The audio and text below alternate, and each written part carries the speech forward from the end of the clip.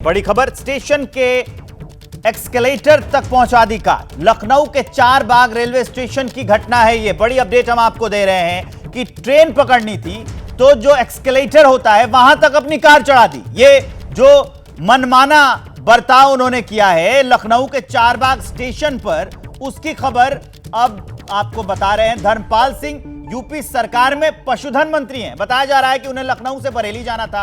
उनकी train platform number 4 पर आने वाली थी, लेकिन मंत्री जी को पहुंचने में थोड़ी सी देरी हो गई। ट्रेन छूटने वाली थी। ऐसे में मंत्री जी की कार को सीधे प्लेटफॉर्म नंबर 1 से सटे एक्सकेलेटर तक ले जाया गया। वो रैंप जो दिव्यांगों के लिए बनाया गया है, उस पर कार चढ़ाकर मंत्री जी एक्सकेलेटर तक पहुंचे। गनीमत रही कि इस दौरान कोई हादसा नहीं हुआ, लेकिन हादसा हो सकता था। ये तस्वीरें देखिए, ये लापरवाही देखिए, ये अपने ताकत का गलत इस्तेमाल देखिए। उत्तर प्रदेश से हम आपको खबर बता रहे हैं। मंत्री है धर्मपाल सिंह। अब उन्होंने ये जो कृत्य किया है, उन्होंने जो काम किया है, इस पर सवाल उठ रहे हैं कि वो जो दिव्यांग जनों के लिए बनाया गया एस्केलेटर है, उनकी ट्रेन छूट रही थी तो उन्होंने सीधा रैंप पर एस्केलेटर के पास उनकी कार चढ़ गई। आम आदमी होता तो पुलिस वाले पता नहीं पकड़ के पहले तो उसकी पिटाई करते और उन पर अब तक कार्रवाई हो चुकी होती। मंत्री है धर्मपाल सिंह, उन्हीं के कार की तस्वीरें हम आपको दिखा रहे हैं।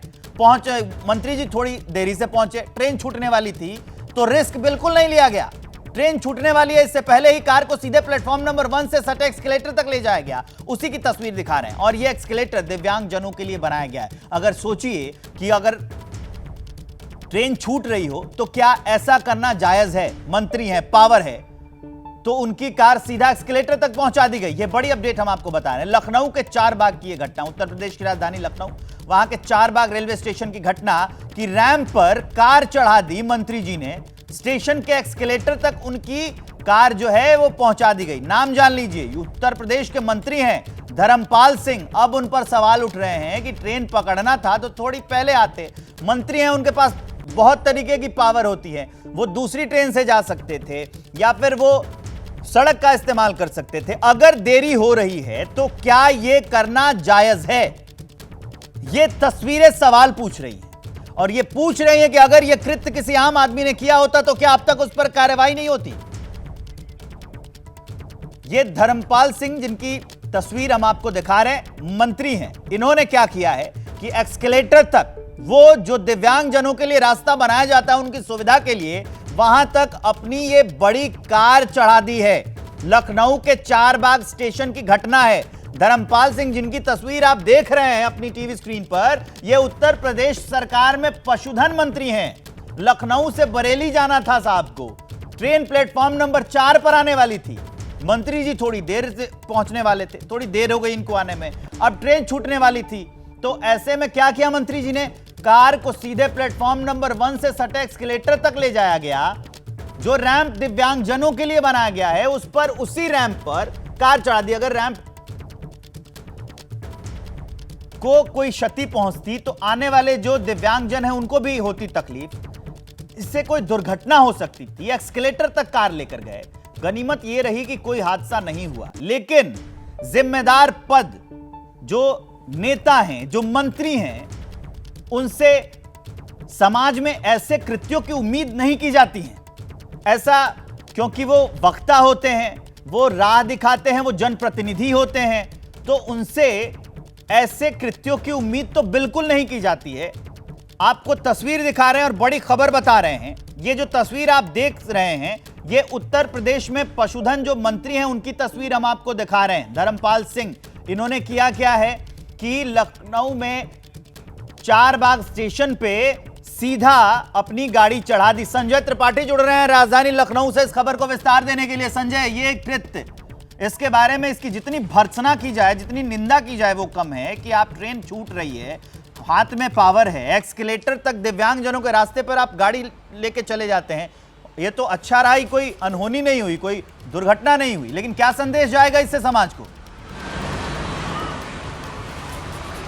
देखिए विवेक, ये पशुधन विकास और अल्पसंख्यक कल्याण विभाग के कैबिनेट मंत्री हैं धर्मपाल सिंह, जो आज जिनको सुबह 4 बजे 4 नंबर प्लेटफॉर्म से, क्षमा कीजिएगा, 4 नंबर प्लेटफॉर्म से बरेली जाना था चारबाग स्टेशन से, और मंत्री जी जब पहुंचे तो दावा किया जा रहा है कि बहुत तेज बारिश हो रही थी और उस बारिश से बचने के लिए ट्रेन भी जो लेट हो रही थी, इन दोनों कारणों की वजह से वो अपनी गाड़ी को लेकर के चारबाग का जो 1 नंबर प्लेटफॉर्म है और जिस पर रैंप बना हुआ है दिव्यांगों के लिए, उस रैंप पर अपनी गाड़ी को लेकर के चले गए। जो बिल्कुल एक्सीलेटर के पास लगी हुई रैंप है, वहाँ से उतर करके फिर वो उन्होंने जाकर ट्रेन पकड़ी, 4 नंबर प्लेटफॉर्म पे पहुँचे और वहाँ से उन्होंने ट्रेन पकड़ी। आंवला में जो उनका विधानसभा क्षेत्र है, आज वहाँ उनके कई कार्यक्रम लगे हुए थे और इसीलिए उनको वहाँ पहुँचना था, जिसके लिए देरी हो रही थी, ऐसी बात बताई गई थी। लेकिन हैरानी की बात है, हर दर्जे की लापरवाही है कि आखिरकार उस रैंप पर जिस पर दिव्यांग जनों को लेकर के जाया जाता है, जो इनकी सुविधा के लिए बनाया गया है, उस पर मंत्री जी अपनी गाड़ी लेकर चल देते हैं। ये बात बताई जा रही। कुछ यात्रियों ने इसका वीडियो भी बनाया, वायरल भी किया और सभी जब ये मंत्री की गाड़ी बहुत तेज़ी से फर्राटा मारते हुए प्लेटफॉर्म नंबर 1 पर गई है, तो यात्री हैरान हो गए कि आखिरकार स्टेशन के भीतर इस तरह से कोई गाड़ी कैसे आ सकती है। मंत्री जी का फ़ोन नहीं मिल रहा है, लेकिन उनके स्टाफ का ये दावा है कि जो जीआरपी थी, जो जीआरपी उनको स्टेशन पर लेकर जा रही थी, वो जीआरपी ही इस रैंप तक उन्हें लेकर गई थी। मंत्री की कोई गलती नहीं है, ऐसा उनके स्टाफ दावा कर रहे हैं। लेकिन सोचना चाहिए मंत्री जी को खुद कि आखिरकार स्टेशन वो अक्सर जाते हैं, बरेली जब भी जाते हैं तो ट्रेन से ही जाते हैं, हमेशा उनकी गाड़ी कहाँ तक जाती है। तो ये मंत्री जी को भी सोचना चाहिए कि आखिरकार रैंप तक उनकी गाड़ी क्यों ले जाई जा रही है, उसके पहले ही गाड़ी को क्यों नहीं रोका गया। आपने बिल्कुल सही कहा कि अगर कोई सामान्य व्यक्ति होता जिसकी गाड़ी पोर्टिको से भी अगर थोड़ा आगे पीछे हो जाती तो उस पर तमाम तरह की कार्रवाई हो जाती, तमाम मुकदमे लिख जाते, गिरफ्तारी भी हो सकती थी, रेलवे एक्ट की भी कार्रवाई हो सकती थी। लेकिन चूंकि मामला मंत्री जी से जुड़ा था, ऐसे में उन पर कोई कार्रवाई नहीं की गई। अभी तक मंत्री जी का कोई बयान भी इस सिलसिले में नहीं आया है। लेकिन ये बड़ा हैरानी भरा कारनामा है मंत्री जी की ओर से जो किया गया है, ये लापरवाही है और इससे साफ संदेश जाता है कि उत्तर प्रदेश के जो मंत्री हैं वो रसूखदार हैं, उनके रसूख के आगे किसी की भी नहीं चलती। विवेक, संजय, इस बारे में कोई कार्रवाई की सूचना अभी तक आई है क्या? देखिए, कोई कार्रवाई नहीं हुई है क्योंकि मामला कैबिनेट मंत्री जुड़ा हुआ है। मंत्री जी ट्रेन पकड़ के चले गए, उनकी गाड़ी भी वापस आपने देखा किस तरह से बैक होकर के रैंप से निकल गई, तो कार्रवाई का तो सवाल ही नहीं उठता है। अभी तक मंत्री जी की ओर से कोई स्पष्टीकरण भी नहीं आया है कि आखिरकार उनकी जो गाड़ी है वो दिव्यांगों के रैंप तक कैसे पहुंची। बहुत अहम जानकारी दे रहे हैं आप संजय त्रिपाठी कि अभी तक कोई कार्रवाई नहीं हुई है। मंत्री जी का जो वीआईपी कल्चर है उसकी तस्वीरें हम लखनऊ चारबाग स्टेशन से आपको दिखा रहे थे। जो अपडेट होगा आपको आगे की खबरों में बताएंगे, लेकिन इस वक्त बड़ी खबर जान लीजिए, मध्य प्रदेश से आ रही है ये बड़ी खबर। कैबिनेट विस्तार की सुगबुगाहट अब वहां तेज हो गई है। एमपी में मंत्रिमंडल विस्तार पर यह बड़ी खबर जान लीजिए। कल दोपहर के बाद कैबिनेट विस्तार वहां पर संभव है। आज भोपाल से बाहर हैं सीएम शिवराज, कल वापस भोपाल पहुंचेंगे सीएम शिवराज। 26 अगस्त को राज्यपाल ग्वालियर जाएंगे और अब ये अपडेट आ रही है कि कैबिनेट का विस्तार अब संभव है। ये बड़ी अपडेट हम आपको बता रहे हैं कि भोपाल से बाहर है सीएम शिवराज, लेकिन अब जल्द ही जो है कैबिनेट का विस्तार होगा। कैबिनेट विस्तार की सुगबुगाहट तेज हो गई है, ये खबर आ रही है मध्य प्रदेश से। शिवराज सिंह चौहान अभी बाहर हैं, लेकिन जैसे ही वो आते हैं कैबिनेट का विस्तार किया जाएगा। ये बड़ी अपडेट हम आपको बता रहे हैं। दोपहर के बाद कल दोपहर के बाद कैबिनेट विस्तार किया जाएगा। आज भोपाल से बाहर है सीएम, तो कल जो है विस्तार किया जाएगा। 26 अगस्त को राज्यपाल ग्वालियर भी जाने वाले हैं। तो ये बड़ी अपडेट हम आपको बता रहे हैं मध्य प्रदेश से, चुनावी राज्य और वहां पर कैबिनेट का विस्तार होने वाला है। एक बड़ी खबर जान लीजिए, मणिपुर के सीएम से मिलेंगे गृह मंत्री। शाम को अमित शाह और एन बीरेन सिंह की मुलाकात होगी। आज साउथ ब्लॉक में मीटिंग होगी। शाम 4 बजे तक यह मुलाकात हो सकती है दोनों नेताओं के बीच। ये बड़ी अपडेट हम आपको बता रहे हैं। अमित शाह जो गृह मंत्री हैं वो मणिपुर के सीएम एन बीरेन सिंह से मुलाकात करने वाले हैं। ये बड़ी अपडेट हम आपको दे रहे हैं। शाम के 4 बजे ये मुलाकात होगी। साउथ ब्लॉक में ये मीटिंग होनी है। जो एन बीरेन सिंह हैं वो ताज़ा हालात की जानकारी देंगे, जो रिपोर्ट होगी वो सौंपेंगे कि अभी राज्य के क्या हालात हैं। ये बड़ी अपडेट हम आपको बता रहे हैं। मणिपुर के सीएम से गृह मंत्री अमित शाह मिलने वाले हैं। ये बड़ी खबर। अब आगे बढ़िए और आपको दिखाते हैं कुदरत के प्रकोप की खबर जो नॉन स्टॉप सामने आ रही है। पहाड़ का खतरा अभी टला नहीं है। भारी बारिश के बाद अब भूस्खलन ने कोहराम मचा दिया है। हिमाचल के कुल्लू में कई मकान धराशायी हो गए हैं। आनी बाजार इलाके में लैंडस्लाइड हुआ है। आज सुबह पहाड़ी धंसने से मकान ढह गए। दरारों की वजह से एक हफ्ते पहले ही इस घर को खाली कराया जा चुका था, लेकिन जो तस्वीरें हैं वो डराने वाली है। हिमाचल प्रदेश का कुल्लू, और कैसे मकान धराशायी हो रहे हैं, कैसे हिमाचल प्रदेश में लगातार तबाही मच रही है, कैसे हिमाचल प्रदेश में लगातार भूस्खलन की तस्वीरें सामने आ रही है, जनजीवन बेहाल हो गया है, उसकी तस्वीर आप देख लीजिए। हिमाचल प्रदेश में कैसे मकान ढह रहे हैं और आफत मची है, लोगों का जनजीवन प्रभावित हुआ है। कई इलाके ऐसे हैं जहां पर पुल टूट गया है तो संपर्क कट गया है दूसरे इलाकों से। हिमाचल प्रदेश वो राज्य जिसने अब की बार मॉनसून के दिनों में सबसे ज्यादा प्रकृति का प्रकोप सहा है, प्रकृति का कोप भाजन बना है, उसकी तस्वीर हम आपको दिखा रहे हैं। ये औली बाजार इलाका कुल्लू का, यहां पर कैसे घर गिर गया। गनीमत ये रही कि उस समय तक सूचना ये थी कि इस इलाके में लैंडस्लाइड हो सकता है, तो इस मकान को खाली करा लिया गया था, तो किसी जान की क्षति नहीं हुई है, लेकिन नुकसान हुआ है। कैसे मकान ढह गया है, संपत्ति का नुकसान हुआ है, ये सामने आया, लेकिन अभी तक किसी के हताहत होने की कोई सूचना नहीं। अच्छी बात यह है कि खबर पहले मिल गई थी, तो घर के जमींदोज होने से पहले ही इस घर को खाली करा लिया गया था। इसमें कोई नहीं रहता था, इसके आसपास के इलाके को खाली करा लिया गया था, क्योंकि ये इलाका संवेदनशील था और खबर मिल रही थी कि ऐसी घटना सामने आ सकती है। उसके बाद से कैसे उस मकान को खाली करा लिया गया और वो मकान जमींदोज हो गया, उसकी तस्वीर हम आपको दिखा रहे हैं। पूरा घर गिर जाता है, धुएं का गुबार आपको टीवी स्क्रीन पर आपके दिख रहा होगा कि कैसे घर के गिरने के बाद हालात हो गए थे। ये उत्तर प्रदेश की तस्वीर, माफ कीजिए, हिमाचल प्रदेश के कुल्लू की तस्वीर हम आपको दिखा रहे थे। अब आगे बढ़ते हुए हिमाचल प्रदेश की एक और तस्वीर दिखा रहे हैं, जहां पर बारिश ने कहर बरपा रखा है। बारिश के चलते नदी नाले उफान पर हैं। मंडी के जोगिंदरनगर में बारिश के चलते भारी तबाही हुई है। यहां एक पैदल पुल धराशायी हो गया है, लोगों की परेशानी बढ़ गई है। नाले में आए तूफान से पुल टूट गया, जिससे स्थानीय लोगों के सामने आवाजाही का संकट खड़ा हो गया। स्थानीय लोगों के आने जाने के लिए इसी पुल का एक सहारा था, लेकिन अब पुल टूटने से मुसीबत और ज्यादा बढ़ गई है। ये हम आपको बड़ी अपडेट दे रहे हैं। ये उसी पुल की तस्वीर है, एक पुल जो जोड़ता था आसपास के इलाके को, अब वो टूट गया है और पुल के टूटने से ये बड़ी समस्या खड़ी हो गई है। ये हम आपको दिखा रहे हैं हिमाचल प्रदेश, भारी बारिश का कहर, और वहां पर नदी नाले उफान पर है। डराने वाली तस्वीर आई, हिमाचल में त्राहिमाम मचा हुआ है और कैसे ये पुल टूट गया। टूटा हुआ पुल आपको तस्वीरों में दिख रहा होगा, ये इलाके को जोड़ता था और इससे जो परेशानी है वो साफ दिखाई दे रही है। अब जो संपर्क है वो टूट गया है, आवाजाही का संकट खड़ा हो गया है। ये बड़ी अपडेट हम आपको दिखा रहे हैं। हिमाचल प्रदेश में जो तबाही मची है उसकी तस्वीर हम आपको दिखा रहे हैं।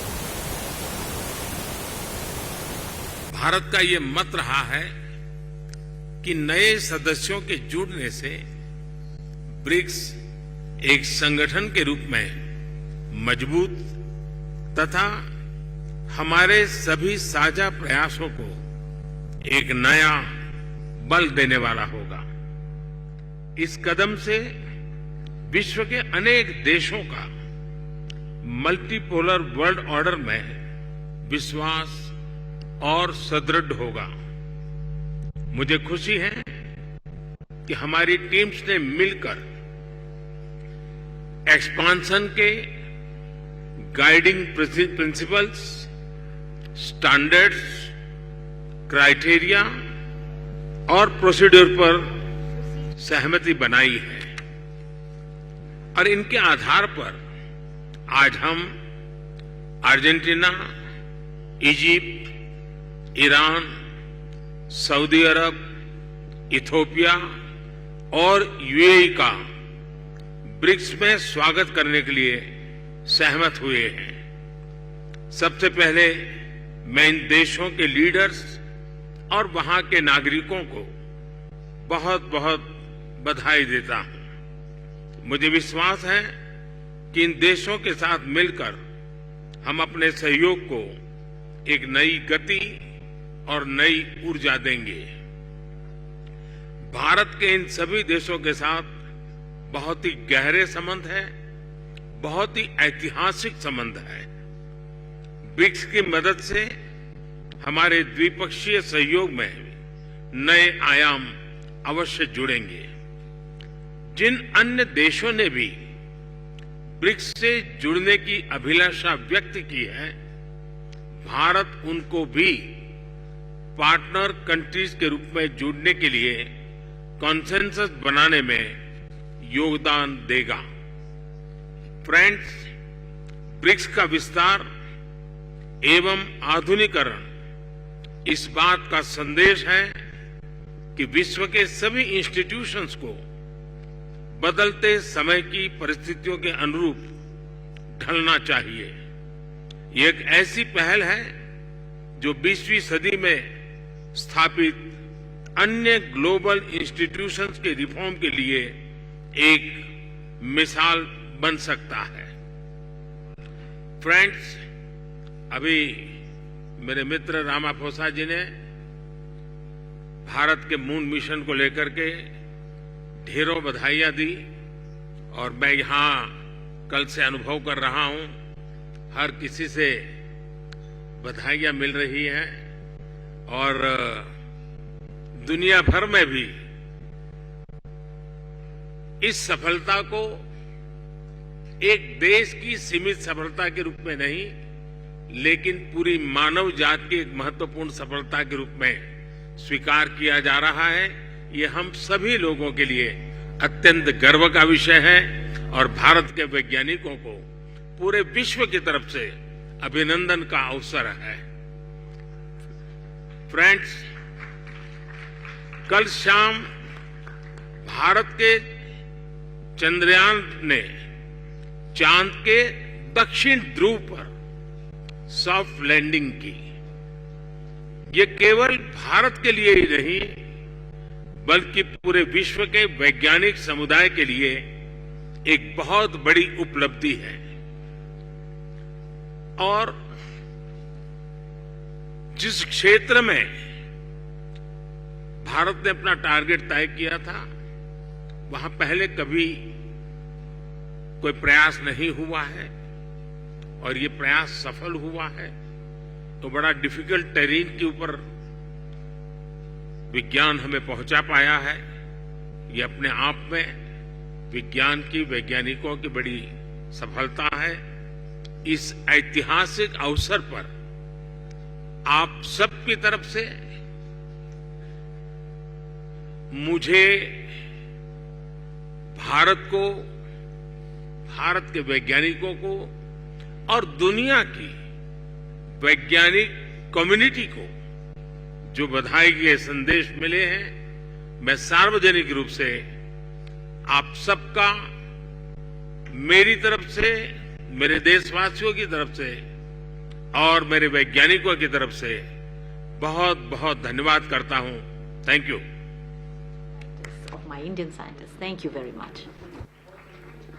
तो ये प्रधानमंत्री नरेंद्र मोदी ब्रिक्स समिट में उनका संबोधन हो रहा था। जो नए सदस्यों के जुड़ने की बात है, प्रधानमंत्री नरेंद्र मोदी ने अर्जेंटीना, इजिप्ट, ईरान, सऊदी अरब, इथियोपिया का स्वागत किया और यह भी कहा कि जो ब्रिक्स में और देश जुड़ना चाहते हैं, जिन्होंने अभिलाषा व्यक्त की है इस बात की कि वो ब्रिक्स में जुड़ना चाहेंगे, वो उनका, जो भारत है, उनका सहयोग करेगा उनके शामिल होने में। और चंद्रयान 3 के सॉफ्ट लैंडिंग की बात की और यह भी कहा कि जो पूरे देश, जो ब्रिक्स के जो देश हैं, उन्होंने जो बधाइयां दी हैं चंद्रयान 3 के लिए, उस पर मैं धन्यवाद ज्ञापित करता हूं। द्विपक्षीय सहयोग से नए आयाम मिलेंगे। प्रधानमंत्री नरेंद्र मोदी ने इस बैठक में सकारात्मक परिणाम मिलने की बात की है। ब्रिक्स समिट से प्रधानमंत्री नरेंद्र मोदी का संबोधन हुआ और उसमें प्रधानमंत्री नरेंद्र मोदी ने कहा कि अभी जो नए देश जुड़े हैं, हम उनका स्वागत करते हैं और जो लोगों ने ब्रिक्स में जुड़ने की अभिलाषा व्यक्त की है, जो जुड़ना चाहते हैं, उसमें हम सहयोग भी करेंगे। चंद्रयान 3 के लिए जो बधाइयां मिली है पूरी दुनिया से, प्रधानमंत्री ने उसके लिए धन्यवाद दिया। अब आगे बढ़ेंगे और जो दक्षिण अफ्रीका के जोहान्सबर्ग में एक हैरान करने वाला वीडियो भी सामने आया है, उसकी बात कर लेते हैं। वो वीडियो सोशल मीडिया पर बहुत वायरल हो गया है। ये वीडियो ब्रिक्स समिट के वेन्यू का बताया जा रहा है। इसमें चीनी राष्ट्रपति शी जिनपिंग के साथ उनका एक स्टाफ वेन्यू की तरफ आगे बढ़ता हुआ दिख रहा था, लेकिन इसे अचानक वहां सिक्योरिटी में तैनात कमांडो ने रोक दिया। चीनी राष्ट्रपति शी जिनपिंग का सहयोगी तमाम कोशिशें करता रहा, सिक्योरिटी गार्ड के साथ उसकी धक्का मुक्की तक होती है, बावजूद इसके वो गेट के अंदर जाने में कामयाब नहीं होता है। आखिर में उसे पीछे हटाकर ब्रिक्स समिट के वेन्यू का गेट बंद कर दिया जाता है। इस दौरान अपने पीछे हलचल होती देख शी जिनपिंग घूमकर पीछे देखते हैं, ठिठक जाते हैं। एक पल के लिए वो रुकते भी हैं, लेकिन पीछे का दरवाजा बंद देखकर आखिर में वो वेन्यू की तरफ आगे बढ़ जाते हैं। ये वहीं की तस्वीर अब ये सोशल मीडिया पर काफी वायरल हो रही है।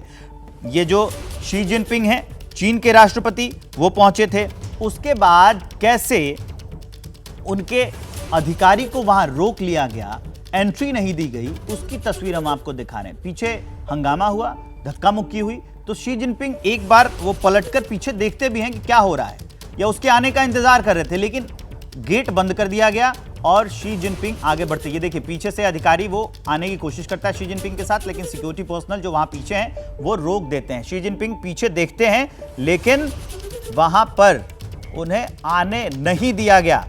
अभिषेक उपाध्याय मेरे साथ जुड़ेंगे, जेके त्रिपाठी जो पूर्व राजनयिक है वो भी हमारे साथ जुड़ रहे हैं। सर, दोनों का स्वागत है। शी जिनपिंग और सिक्योरिटी पर्सनल जो पीछे आ रहे थे, आप सबसे पहले बताइए त्रिपाठी सर कि क्या प्रोटोकॉल्स होते हैं जिसके तहत अगर कोई राष्ट्रपति जो देश का है, सम्मानित व्यक्ति, वो जा रहा है तो उसके पीछे क्या दूसरे को रेड कार्पेट पर एंट्री नहीं दी जाती है? देखिए, प्रोटोकॉल के हिसाब से ये होता है कि जो भी हेड ऑफ स्टेट किसी समिट में किसी कॉन्फ्रेंस को अटेंड करने जाता है, तो जब वो कॉन्फ्रेंस हॉल की प्लीनरी में खास तौर से जिसमें सिर्फ हेड ऑफ स्टेट होते हैं, उसके दरवाजे पे पहुंचता है, तो वहां से लोकल सिक्योरिटी जो है वो टेक ओवर कर लेती है। इसका मतलब कि उस व्यक्ति का पर्सनल सिक्योरिटी, उस व्यक्ति की, उस देश की वहां पर नहीं जा पाती है, क्योंकि वो पहले से सिक्योर होता है, उस देश के पहले से वहां प्रतिनिधि बैठे होते हैं और देशों के भी बैठे होते हैं। तो एक बार जहां प्लेनरी गेट तक उनके सिक्योरिटी इस्टेब्लिशमेंट को जाना होता है, उसके बाद सिक्योरिटी पर्सनल नहीं जा सकते। तो ये तो इंटरनेशनल प्रोटोकॉल है। इनके सिक्योरिटी पर्सनल अगर जाने की कोशिश की तो वो गलत था। सिक्योरिटी पर्सनल अगर जाने की कोशिश करते हैं तो उन्हें नहीं दिया जाता है। त्रिपाठी सर, आप हमारे साथ बने रहिए, हमारे संवाददाता अभिषेक उपाध्याय भी हमारे साथ जुड़े हैं। अभिषेक, ये तस्वीरें जो हैं ये विश्व बिरादरी देख रही थी, उसके बावजूद शी जिनपिंग भी पीछे मुड़कर देख रहे थे कि उनके सिक्योरिटी पर्सनल के साथ धक्का मुक्की हुई है, लेकिन उन्हें अंदर नहीं दिया जाना, ये एक तरह से फजीहत ही तो है।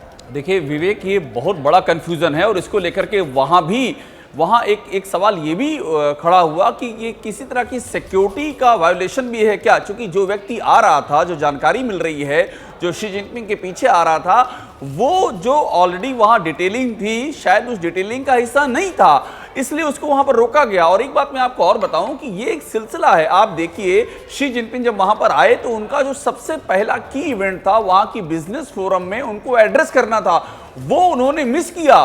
क्यों मिस किया? चीन की ओर से अभी तक इसका कोई भी एक्सप्लेनेशन सामने नहीं आया है कि उन्होंने क्यों मिस कर दिया और अपनी जगह पर कॉमर्स मिनिस्टर को क्यों भेज दिया। तो कई तरह की बातें चल रही हैं कि एक के बाद दूसरे कंफ्यूजन हो रहे हैं, दूसरे बड़े मिस हो रहे हैं, और वो भी ऐसी कॉन्फ्रेंस में जहां पर चीन की ओर से, चीन का वहां पर बहुत ही भारी इन्वेस्टमेंट है साउथ अफ्रीका में, और वहां उम्मीद थी कि चीन सबसे प्रोमिनेंटली अपने आप को पेश करेगा। वहां लगातार इस तरह की चीजें हो रही है, इसलिए कई सवाल खड़े हो रहे हैं। जेके त्रिपाठी सर, आप हमारे साथ बने हुए हैं। जो अभिषेक उपाध्याय एक अहम जानकारी दे रहे हैं कि कार्यक्रम को शी जिनपिंग ने मिस किया और जासूसी वाला रवैया, संदिग्ध गतिविधियां चाइना के ओर से पहले भी की जाती रही हैं, लेकिन ऐसे सम्मेलन में जहां जाते हैं तो इससे तो विश्व बिरादरी में उनकी फजीहत ही हुई है।